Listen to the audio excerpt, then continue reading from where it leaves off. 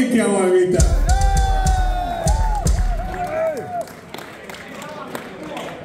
Kaitsu, pidäpä vähän breikkiä, tuut hengittelemään tänne etureunaan vähäksi aikaa. Saat vähän laskea sykettä.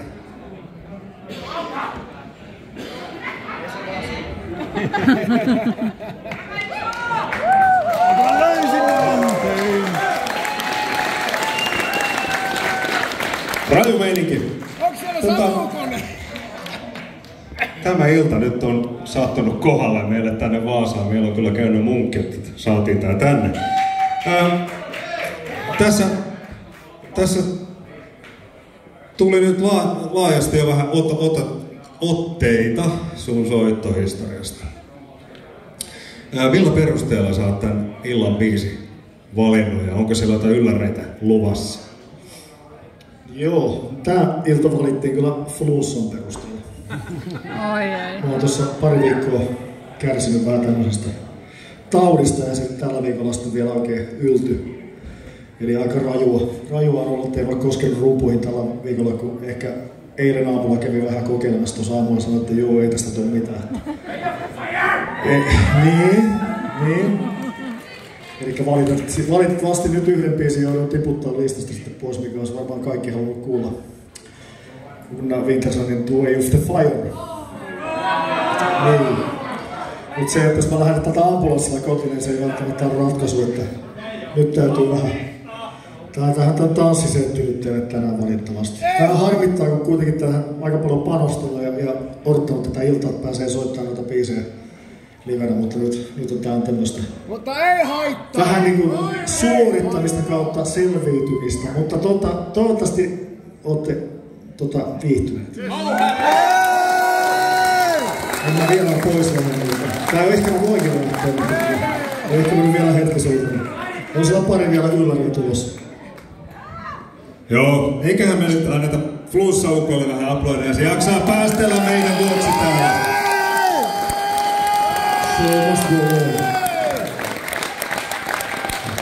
Sä jaksat pusertaa ja päästää ja vääntää koko ajan. Miltä vuodesta toiseen? Mikä sun pitää inspiroituneena niin uuden oppimiseen ja sit nöyränä treenaamiseen? Se on kyllä, kun ei opi, niin sitten pitää treenata. Joo. Mutta siis tää soitinhan on semmonen, mitä enemmän vanhemmaksi tulee, sitä enemmän ymmärtää, miten vähän osaa ja miten vähän ymmärtää tästä soittimesta.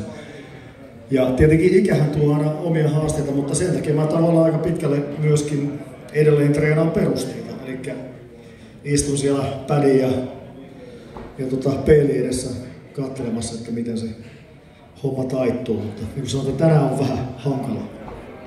Vaikka olisi kuinka treenannut. Miten sä oot valmistautunut tähän tähän kiertueeseen jopa? No siis tosiaan, niin kuin sanoin, että tiettyjä biisejä oli, mitä halusin soittaa ja esittää niin kuin laidasta laitaan. Mutta tänään tosiaan sitten joutui vähän miettimään uudestaan, että mitä pystyy ja mikä on mahdollista.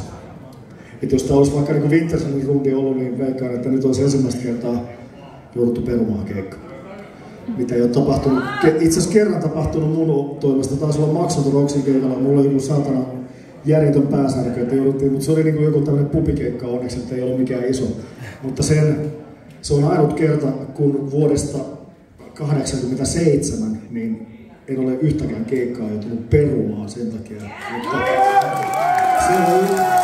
siinä on jokunen tuhan vedetty kuitenkin ympäri lämpimättä palloa, mutta jos tänään on sun Winterson keikka, niin sitten olisi ehkä joutunut miettimään uudestaan, että nyt Kaitsu poika pysyy sohvalla vaan ja hiljaa itkeskelee sillä sitten itsekseen. Kuinka täällä muuten itse asiassa muuta kuin Suomesta? How many is outside of Finland? Of course I know her. She is. No se kyllä riittää. Se on sellainen raju paikka, että sinne ei noin vaan lähetä pyörimään. Hyvä Urmo. Mutta joo, kiitos. Tämmöistä meininkiä. Hyvä. Klubeja olet kierrellyt kaikenlaisia. Muistan yhden legendaarisen klubikeikan, kun kerroit, että lunta satoi niin ikkunasta niskaa ja sit sä oot nähnyt kaikenlaisia stadioneita. Heitä joku keikkapaikka, mikä on jäänyt erityisesti sulle mieleen. Rottesanin kanssa soitettiin kerran Rostokissa siellä satamassa jossakin tässä vanhassa sotalaivassa, missä oli ruumaan laitettu tämmönen grindfestari. Se oli niinku mystisin ehkä ikinä. Eli siellä oli niinku se rampi, mistä ladataan kamat sinne ruumaan, niin siinä on porukka seisoi siinä rampilla ja me oltiin sit siinä ylhäällä soitettiin blastia saksalaisille. Sellaisessa metalli tavallaan purkissa, mikä se soundi oli niinku ihan kammottava. Ja me miten joku tulee idea, että pidetään tässä sotalaivassa nyt niinku kekkerillä. Tuollaista musaa, että se olisi soittanut tuommoista vähän easimpää kamaa, se olisi varmaan toivonut, että ei toi grindcore akustisesti paras. Se on uskon jäänyt mieleen. Ja parissa on kerran soittanut myöskin tämmössä niinku jokilaivassa, sama bändi.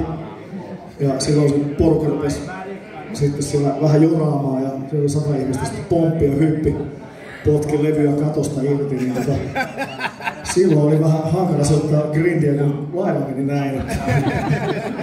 Se on myöskin jäänyt mieleen. Ja tietenkin myöskin Vaasan iskussa on soittanut joskus huonekalujen keskellä aikoinaan. Ja sitten myöskin putkimiesten pikkujoulussa tonttulakki päässä vedettiin vessanpönttöön keskellä joululauluja putkimielellä, kun ne ryyppäsi siinä.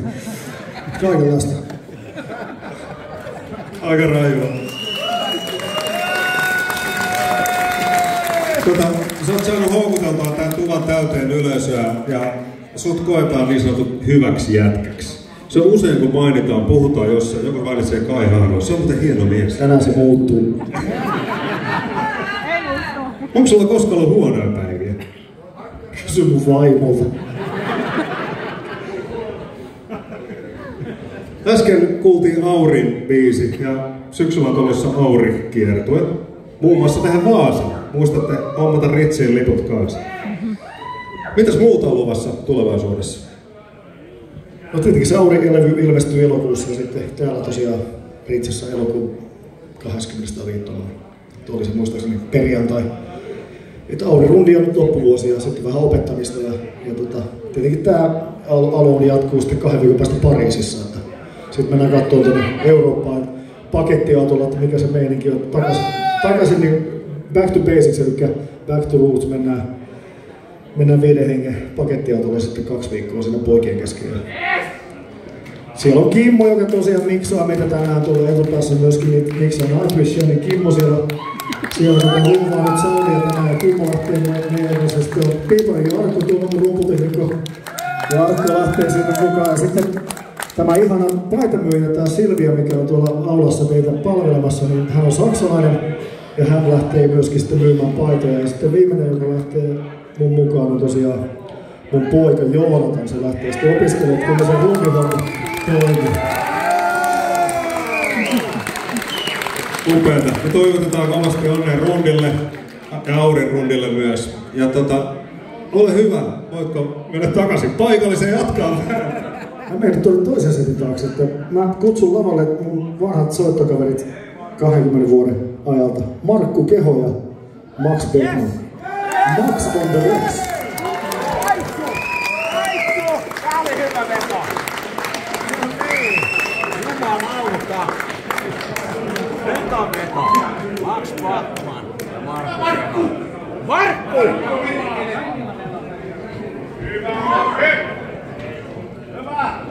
Markku, sä oot paras tossa!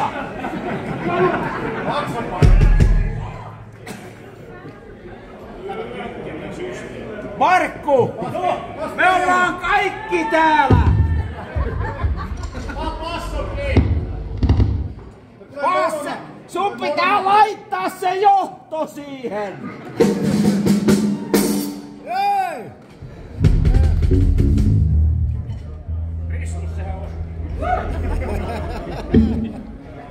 Ei vittu, nyt tulee jamia. Joo, nyt tulee hyvä.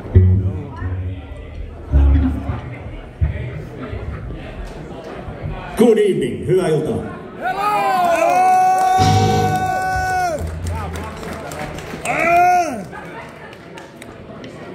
Täällä on Max Beckman ja toi Markku Keho.